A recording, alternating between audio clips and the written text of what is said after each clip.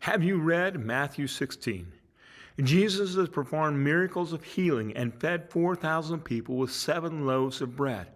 After all of that, the Pharisees and the Sadducees come and ask him to show them a sign from heaven. It was after this encounter that Jesus gives them warning, the disciples, warning concerning the Pharisees and Sadducees, using the example of leaven. They immediately began to have a discussion about bread, the bread that they apparently did not bring with them. Jesus knows what they are discussing amongst themselves, and this is what he says in Matthew 16:11. Why is it you don't understand that when I told you, beware of the leaven of the Pharisees and Sadducees, it wasn't about bread? They didn't get it.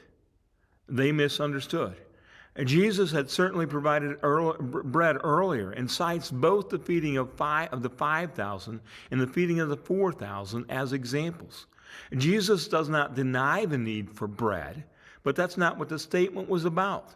The disciples are quick to note that he was talking about the teaching of both the Pharisees and the Sadducees, the teaching that would either lead them astray or have them focus on things outside of the kingdom.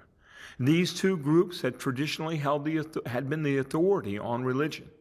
The disciples needed to be warned against how they might twist the truth or add to grace things of the law. That teaching would not lead them to a deeper relationship, but instead would lead them away.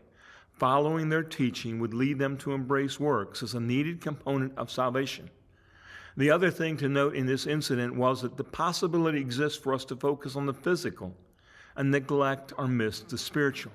How many church bodies have neglected the spiritual development, discipleship, or the process of sanctification and chased after physical improvements to their facilities? Hey, we're Baptist. How often have we been more concerned about fried chicken than the teaching of God's Word? Keep reading, encourage others to read, and expect to find more gems to help us live like Jesus. Thank you.